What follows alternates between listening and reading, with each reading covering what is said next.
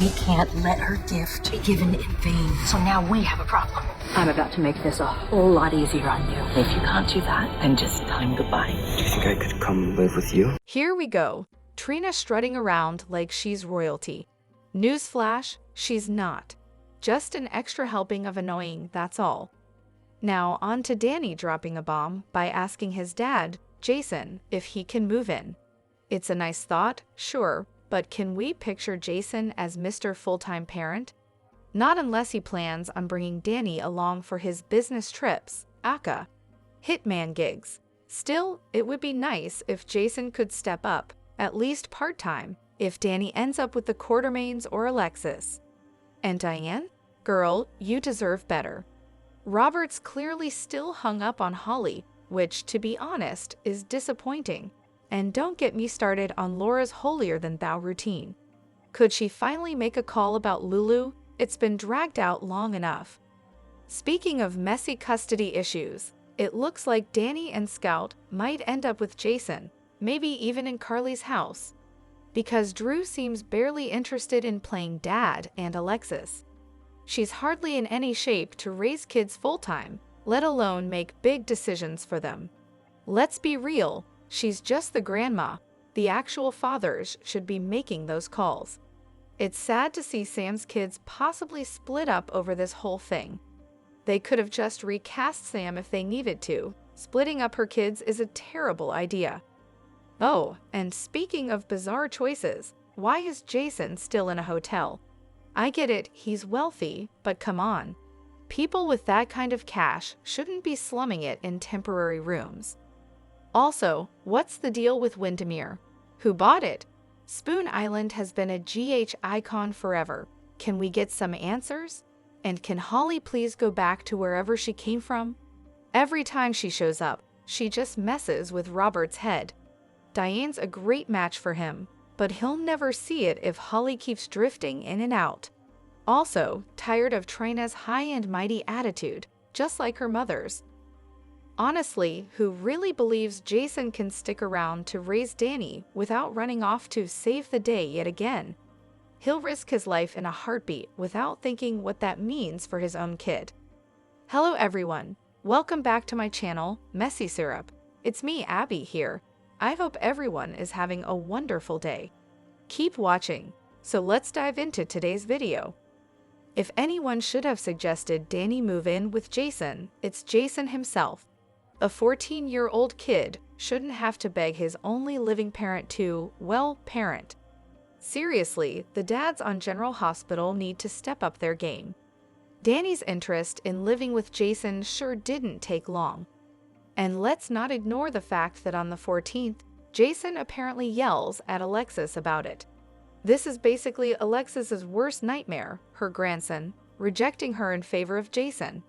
She'll be sent spiraling right into a bottle, no doubt, but maybe having Danny with Jason is for the best right now, and who knows, Scout will probably follow Danny and be living with Jason by Thanksgiving. And Diane? She deserves so much better than Robert. Honestly, what did she ever see in him? And it's painfully obvious that his heart is still with Holly.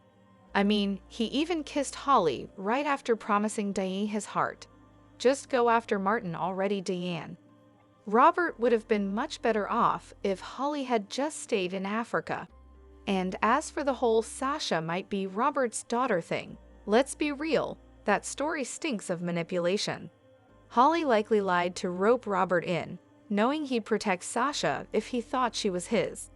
Holly's been in the WSB long enough to pull off a DNA switch. Probably tossed some diamonds to the right people to tamper with those results before she handed them to Sonny. I'd bet anything that Sasha and Cody aren't even cousins, and honestly, I wouldn't be shocked if Holly isn't even Sasha's mother. Cody and Sasha might need to get their own DNA test and settle this once and for all. Why does everyone seem to think Jason can't handle being a dad? It's not like single dads are a new concept. And unlike most of us, Jason has all the money in the world to hire help. He could totally manage Danny and Scout, especially since Drew seems a bit, shall we say, preoccupied with Willow lately. Lol. I've always been a huge Robert Scorpio fan, but lately he's lacking in the loyalty department. Diane deserves so much more than a fling with a guy who's mentally stuck in the past. Plus, it wouldn't hurt if he had a storyline that was a bit juicier. These days, he looks and acts like he's one strong wind away from falling over. He barely makes it through his lines, and is almost always hiding behind his desk.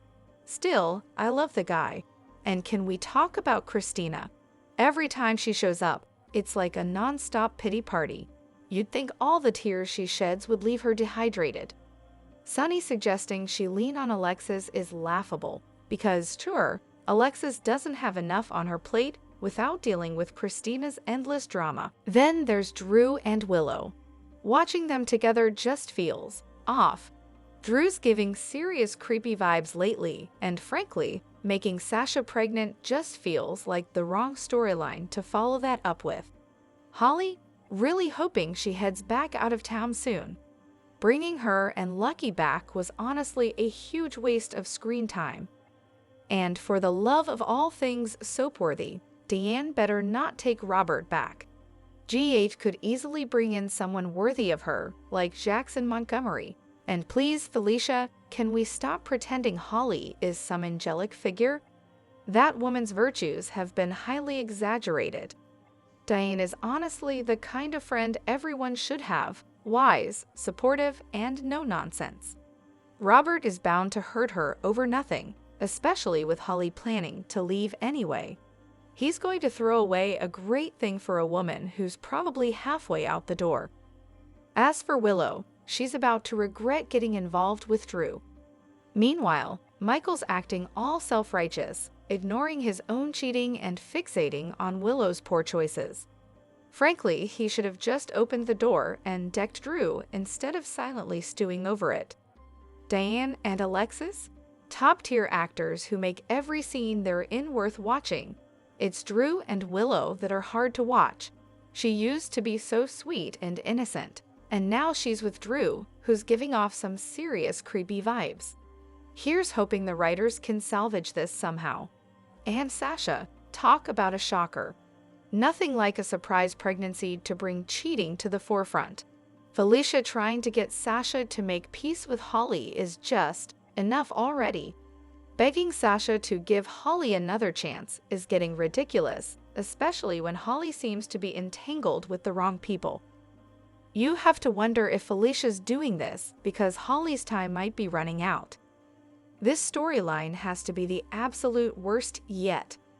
Drew's behavior is downright creepy. He's beyond gross, and I have no idea what the writers were thinking here. They've totally lost their minds if they thought any of this would sit well with fans.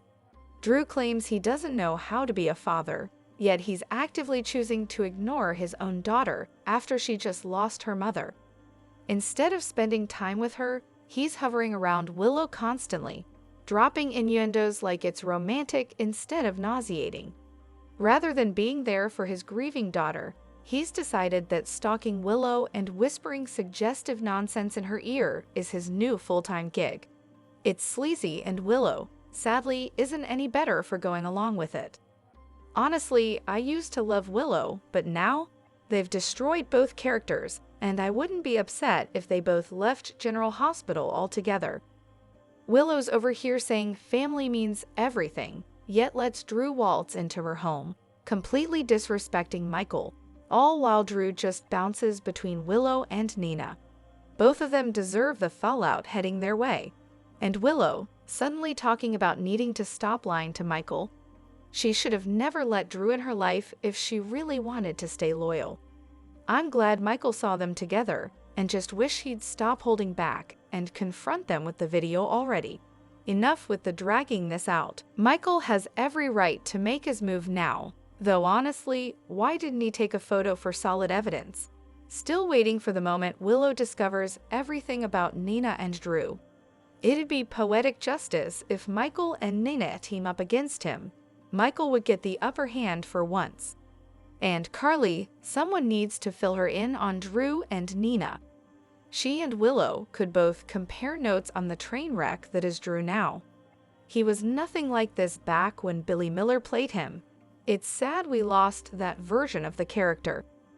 Meanwhile, Willow and Drew are clearly still holding onto feelings for each other, even as everything falls apart around them. Willow seriously needs to make up her mind, either stay with Michael or walk away. She can't have it both ways.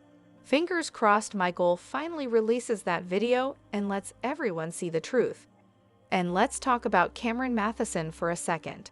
He might be a nice guy in real life, but somehow he always lands these roles as the creepy guy with stalker vibes.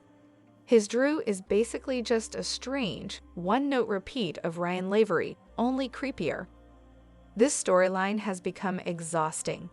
Michael standing outside the window, watching it all go down. It's like, why didn't he just go inside and confront them already? At least he had the sense to call Diane. Hopefully he follows through and divorces Willow, then kicks her out for good. Did anyone else get Casablanca vibes from Robert and Holly's plane scene? The black and white touch was perfect. They're living out their own version of a classic. And can we just take a moment to appreciate Carolyn Hennessy as Diane Miller?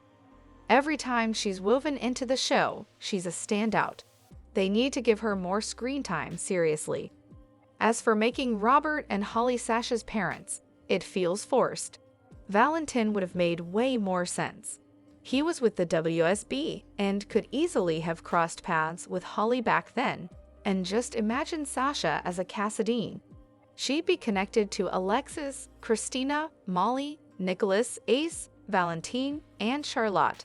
A much more dynamic fit than Robert. Having Sasha in the Cassadine family would have given her a solid place in the show's central drama. And about Drew. It's honestly hard to believe this is the same character who used to be played by Billy Miller. Cameron Matheson is a talented actor, but the way they've changed Drew's entire personality since his recast is disappointing. The version we see now feels like a different person altogether, and I can't imagine Billy Miller's Drew acting like this. Why did GH have to make him so unlikable? On top of that, it looks like Jason is stepping up to care for Danny, which is a step in the right direction. He's loved Sam for years, and he's Danny's father. He shouldn't let Alexis swoop in and take over.